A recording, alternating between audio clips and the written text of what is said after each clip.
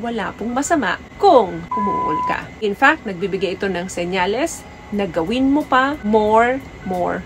Kapag umuungol ang mga partner natin. Yung pakikipag-engage in lovemaking, isa po yan sa best experience sa marriage.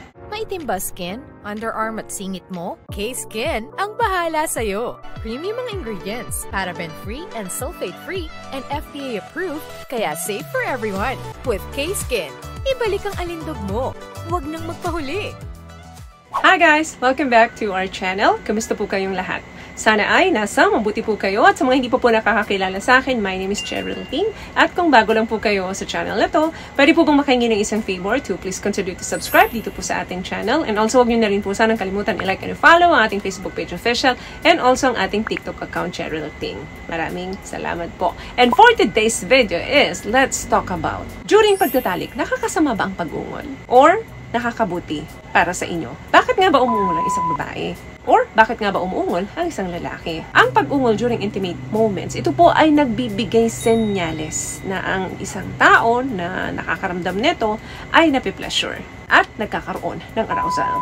Ito rin ay tumutulong para ipaalam sa partner mo kung ano na yung estado ng ginagawa niya sa'yo, kung ikaw ba ay nasasarapan na. Nagki-create ito ng deeper connection with your spouse by expressing emotions. Ang pag-ungol po ay isang reaction lamang ng katawan natin na tayo ay napipleasure. Minsan kasi sa sobrang sarap na nararamdaman natin, hindi na natin makontrol yung emotions natin. At nakakagawa tayo ng mga sounds tulad ng pag-ungol. Number 1, kung bakit nagagawa natin ito. That means, turn on ka na dun sa feelings ng pleasure. Ang pag-ungol po ay isang sexy reactions na merong involuntary noise. Meaning, minsan hindi mo na namamalayan kung gaano ito kalakas at ginagawa mo na pala ito. Ito po ay isang mainit na pakiramdam na na-overcome mo by sensation. Pangalawa, ang mga kalalakihan po ay umuungol din. Hindi lang naman tayong mga babae. Lalo na kung sila ay matatapos na or nakatapos na. Depende rin ito sa mga partner nila kung gaano ka-intense yung ginagawa nila. Minsan naman kasi kahit na hindi pa parating, umuungol na ang mga lalaki. Possible na sa sobrang sarap na nararamdaman nila. Na-overwhelm sila, kaya may pag-ungol din na nagaganap sa mga kalalakihan. At may mga lalaki din naman na patapos na or nakatapos na hindi mo pa namalayan dahil walang noise na ginagawa. So, nakadepende yan doon sa mga partner nila kung papaano or kung gaano ka-intense yung nangyayari. Minsan naman, may mga lalaking expressive talaga, nandun pa lang sa baba ng mga partner nila, ini-enjoy pa lamang nila kung ano yung putahe. Nagbubuffet pa lamang sila doon sa mga partner nila pero napapaungol na sila. So, minsan nakadepende rin ito sa lalaki kung papaano siya ma-overwhelm doon sa sensation na nararamdaman niya. But, ganun pa man, wala pong masama kung umuungol ka. In fact, nagbibigay ito ng senyales na gawin mo pa more. Kapag umuungol ang mga partner natin. Yung pakikipag-engage in lovemaking, isa po yan sa best experience sa marriage. One of the most pleasurable activities sa pagsasama ninyo. Isa rin yan sa 3 kinakailangan para ang connection and yung deeper bond between the two of you ay palaging nandoon.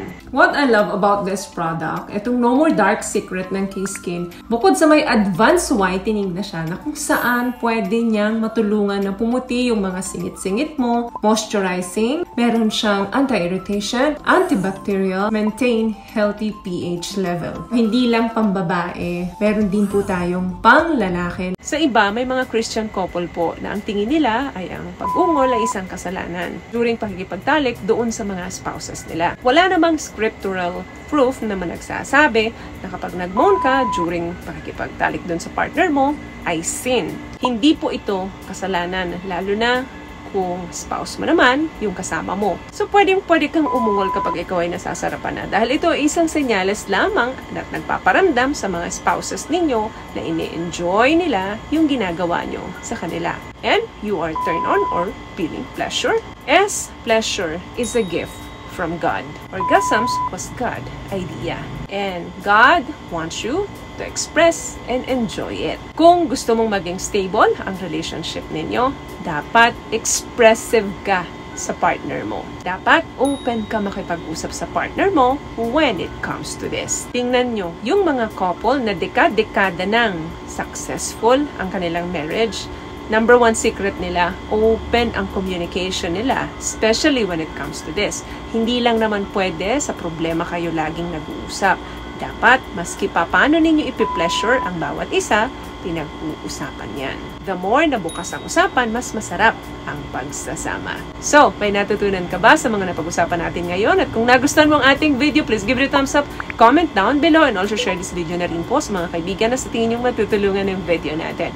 Once again, palagi po kayong mag-iingat at palagi po kayong manalangin. Thank you guys for watching and see you in our next one. Always love yourself and be a blessing. Bye!